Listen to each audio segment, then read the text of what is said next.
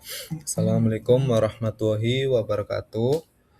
Perkenalkan, nama saya M. Fahri Rizky Alamin dengan NIM 252300037. Dalam video kali ini, saya akan mempresentasikan untuk penilaian dari UAS dengan mata kuliah kepemimpinan dengan materi yang saya akan dibawakan, yakni pengambilan keputusan dalam rekayasa di bidang teknik mesin dengan model rasional, bounded rasional, discretion metric. Untuk materi yang pertama, yakni pengambilan keputusan, itu adalah proses suatu tindakan untuk mencari alternatif untuk mencapai tujuan atau menyelesaikan sebuah permasalahan dan biar permasalahan itu cepat selesai. Nah, yang kedua adalah keputusan dalam rekayasa, itu melibatkan tentang analisis teknis, ekonomi, dan manajerial. Ketiga itu pemahaman model pengambilan keputusan untuk meningkatkan solusi teknis. Nah, ini adalah pentingnya dalam rekayasa. Rekayasa itu sangat penting buat efisiensi biaya untuk mengurangi biaya dari perawatan dan perbaikan, biar sebuah produksi itu berjalan terus-menerus tanpa adanya kendala atau berhentinya memproduksi suatu produk. Yang kedua itu adalah kelayakan teknis, memastikan material dan desain itu bekerja dengan baik tanpa adanya resiko atau permasalahan yang bisa mengakibatkan sebuah pemberhentian dari contohnya adalah mesin produksi. Nah, yang ketiga adalah resiko minimal. Resiko minimal itu untuk mengurangi resiko kerusakan dan kecelakaan pada sebuah pekerjaan, biar pekerjaan itu berjalan dengan aman tanpa ada yang cedera atau permasalahan-permasalahan yang tidak diinginkan yang bisa merugikan sebuah perusahaan. Yang keempat adalah kepuasan stakeholder, itu meningkatkan kualitas, keamanan, dan kepercayaan pengguna untuk sama-sama kita percayakan bisa saling menunjukkan rasa aman pada pekerja, karyawan, dan konsumen itu sendiri. Selanjutnya adalah tantangan untuk pengambilan dari sebuah keputusan. Pengambilan keputusan itu banyak sekali tantangan-tantangan yang harus dihadapi dari sebuah pemimpin. Nah, tantangan-tantangan itu yakni adalah yang pertama itu adalah informasi itu tidak lengkap dan tidak pasti. Itu sangat berpengaruh sekali dalam pengambilan keputusan. Karena informasi yang tidak lengkap atau informasi yang berkurang itu untuk pengambilan keputusan itu sangat beresiko. Bisa terjadi karena salah pengambilan keputusan jangka kedepannya bisa menjadikan masalah, atau kayak misal contohnya sebuah industri itu malah bisa berhenti memproduksi sebuah benda. Itu sangat merugikan sekali bagi diri sendiri dan orang lain, terutama pada konsumen. Pasti akan kecewa sekali. Yang kedua itu keterbatasan waktu dan sumber daya. Keterbatasan waktu itu juga pasti, kalau sebuah masalah yang harus segera diselesaikan, itu pasti waktu sangat-sangat terbatas. Nah, hal demikian itu untuk pengambilan keputusan itu tidak bisa dipikirkan secara matang untuk pengambilan keputusan, asal bisa mengambil keputusan ya sudah. Jadi kan kurangnya keputusan yang sangat relevan. Ya, untuk yang ketiga itu adalah konflik kepentingan antara stockholder. Nah, dalam mengambil keputusan pasti ada banyak kayak konflik atau permasalahan dari orang ini, orang lain, itu kan pasti pemimpin juga sangat kebingungan untuk tindakan pengambilan dari keputusan sebuah masalah. Nah, untuk yang tantangan yang keempat adalah kompleksitas sistem teknis. Nah, kompleksitas sistem teknis kan sangat eh, sebuah keputusan itu harus pasti sistem teknisnya harus apa namanya, harus sesuai prosedur, harus dipikirkan secara matang-matang. Untuk yang terakhir, tantangan yang terakhir adalah keterbatasan kognitif dalam pengambilan keputusan. Ini adalah model pengambilan keputusan rasional. Model pengambilan keputusan nasional itu yang pertama harus identifikasi sebuah masalah untuk menentukan suatu masalah yang akan diselesaikan. Yang kedua adalah mengumpulkan informasi, mengumpulkan data yang harus relevan. Yang ketiga itu menyusun alternatif untuk menentukan beberapa pilihan solusi. Yang keempat adalah evaluasi alternatif, membandingkan kelebihan dan kekurangan. Kelima adalah memilih keputusan menentukan alternatif yang terbaik. Terakhir adalah implementasi dan evaluasi, melaksanakan keputusan serta mengevaluasi hasil. Dalam model pengambilan keputusan rasional itu yang paling utama kan yang pertama harus identifikasi sebuah permasalahan. Nah, dalam sebuah permasalahan itu permasalahan, maaf sebentar ada.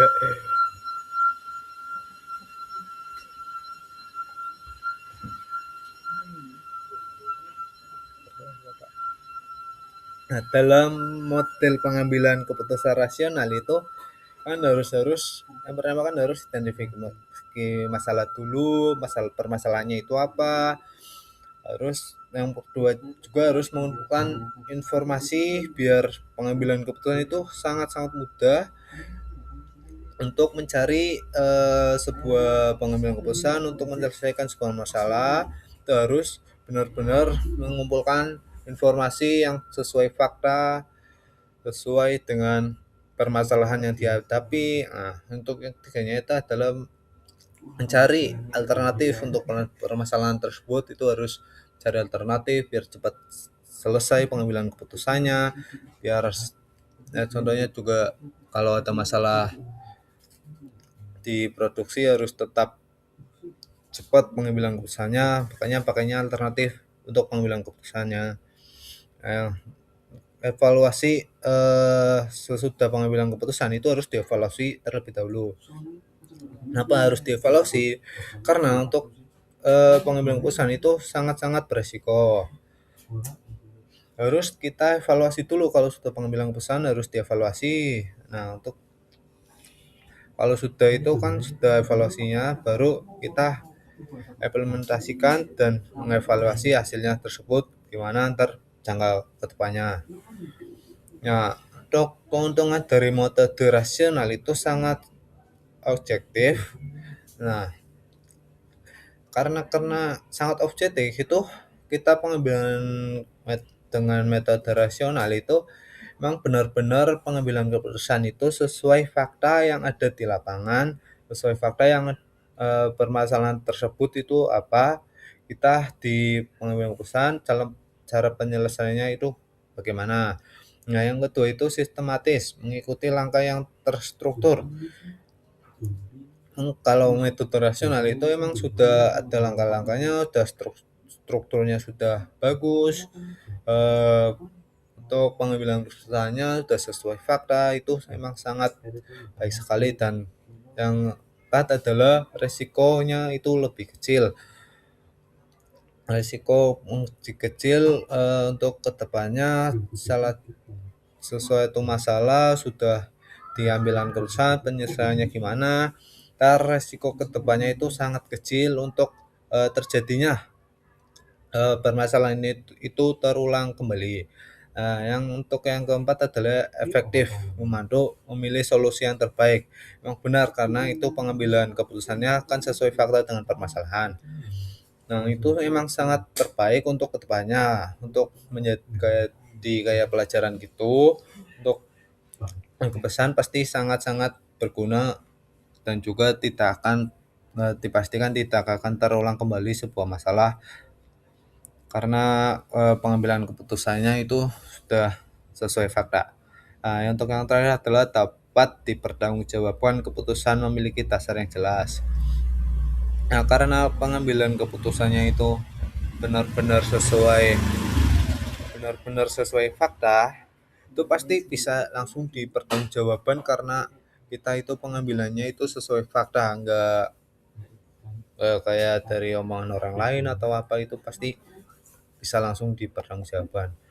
Nah, ini ada contoh sebuah kasus pemilihan material untuk roda gigi. Nah, sebuah kasusnya itu adalah sebuah perusahaan ingin membuat roda gigi atau gear untuk mesin industri yang bekerja dengan beban tinggi dan terus menerus. Material yang dipilih harus memiliki kekuatan tinggi, tahan aus, dan tahan lelah, tetapi tetap mempertimbangkan biaya produksinya. Nah, alternatif material yang dipakai dalam membuat roda gigi itu menggunakan baja karbon. Karena dipilih baja karbon itu sangat kuat, mudah dikerjakan, dan biayanya relatif murah. Nah, untuk yang bahan yang kedua menggunakan baja paduan. Eh, Kenapa menggunakan baja paduan? Karena baja paduan itu lebih kuat dan eh, tahan aus, tetapi lebih biayanya itu lebih mahal. Nah, untuk yang ketiganya adalah besi cor. Besi cor itu mempunyai keunggulannya yakni bahannya murah dan mudah dicetak. Namun, bahannya itu tidak kuat atau rapuh, nggak seperti baja karbon, baja panduan. Kalau besi cor itu malah mudah rusak karena juga kualitasnya kurang baik. Makanya besi cor itu harganya itu sangat murah. Nah, untuk pengambilan keputusannya dari kasus membuat roda gigi itu pengambilan keputusannya itu dipilih baja panduan ASI. Karena pada baja panduan ASI itu memiliki kekuatan yang keras dan ketahanan aus yang lebih baik sehingga cocok untuk roda gigi bekerja pada beban tinggi dan untuk jangka waktu yang panjang itu sangat baik sekali. Nah, untuk alasan pemilihan dari baja karbon itu kan yang pertama yakni kelayakan teknis, kuat dan tahan aus. Itu udah pasti karena baja paduan itu kan emang sangat kuat terhadap apapun itu. Nah, yang kedua adalah efisiensi biaya.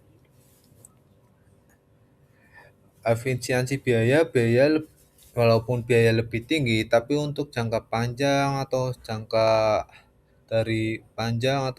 dari beban menimbang beban itu memang sangat baik dan sangat efektif untuk pengambilan dari roda gigi tersebut. Nah, yang ketiga adalah resiko minimal. Resiko minimal sangat mengurangi kemungkinan kerusakan pada kegagalan roda gigi karena emang sangat kuat. Untuk resiko minimalnya itu emang sangat minim. tidak jaminkan tidak akan pasti untuk eh, kerusakannya juga pasti bisa terjamin, karena juga ya walaupun harganya sedikit mahal tapi sangat kuat banget. Nah, untuk panggilan alasannya yang ke terakhir adalah kepuasan skotel atau produk lebih andal dan sangat berkualitas dan minim sebuah resiko.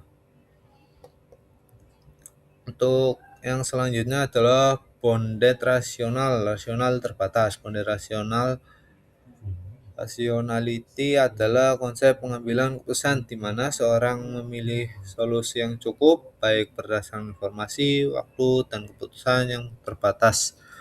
Bukan selalu solusi yang paling optimal. Nah, untuk ciri-cirinya itu informasinya terbatas, waktunya waktu terbatas, kemungkinan analisis juga terbatas. Memiliki solusi yang paling relatif. Untuk bonded rasional itu eh, untuk pengambilan keputusannya itu sangat-sangat cepat karena waktunya juga sangat terbatas. Permasalahannya muncul harus segera diselesaikan karena ada sebuah deadline atau apa itu, dan ini juga sangat beresiko karena pengambilan keputusannya itu sangat terburu-buru, tidak memikirkan jangka panjang tetapi kurang relatif lama untuk memikirkannya untuk kedepannya.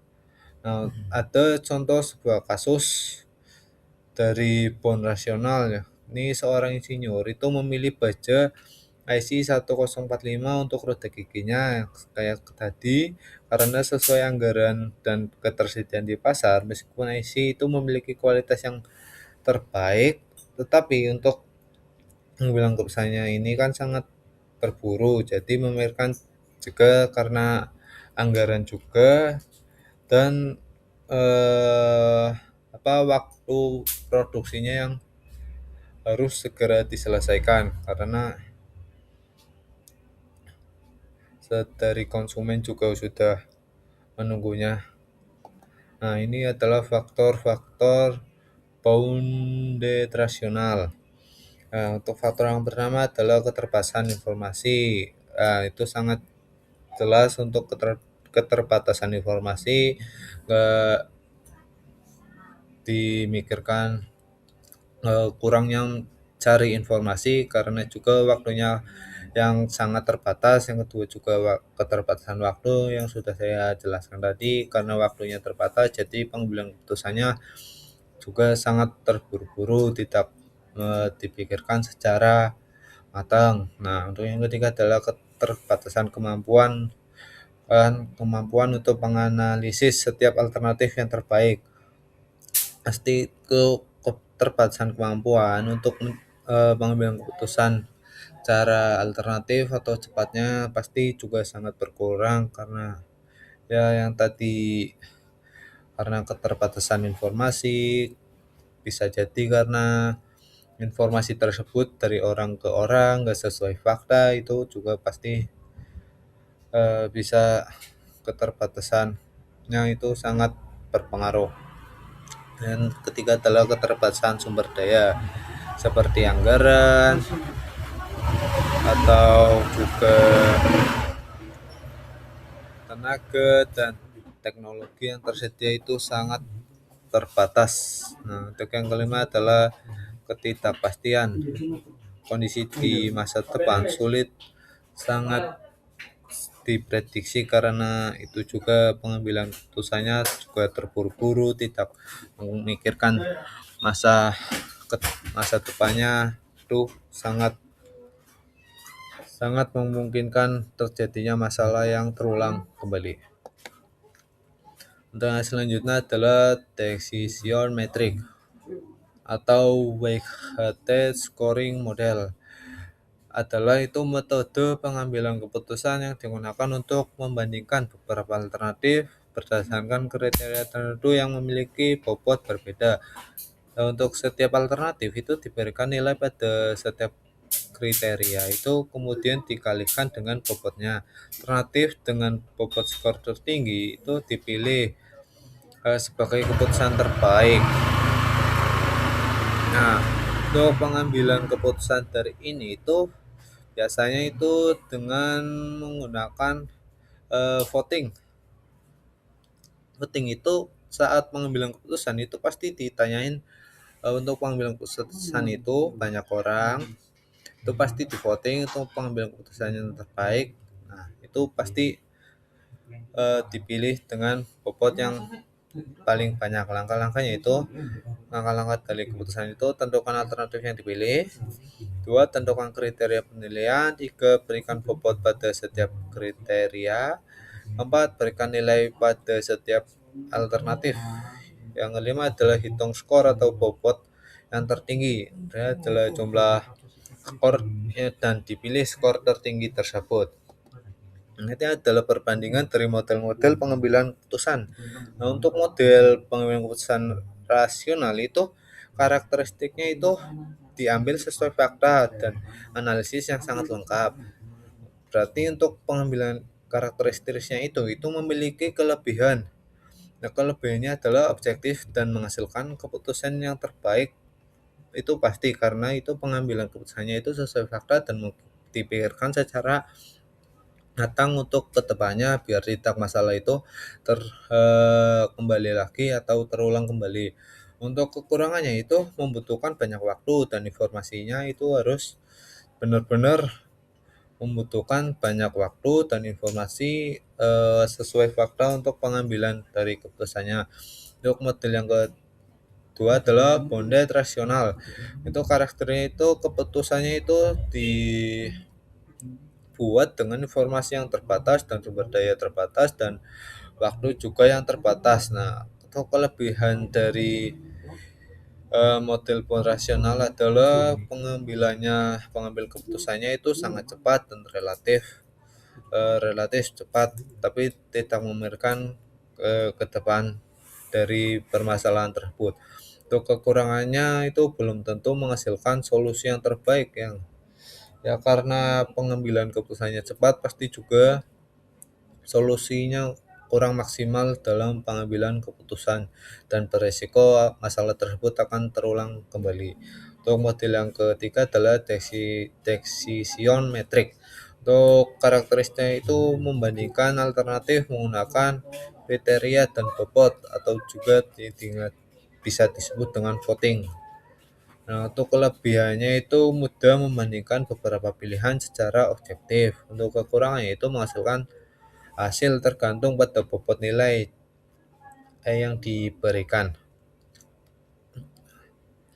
Nah, untuk video kali ini sudah saya sampaikan tentang materi pengambilan keputusan. Kurang lebihnya saya mohon maaf. Billahi taufiq wal hidayah. Wassalamualaikum warahmatullahi wabarakatuh.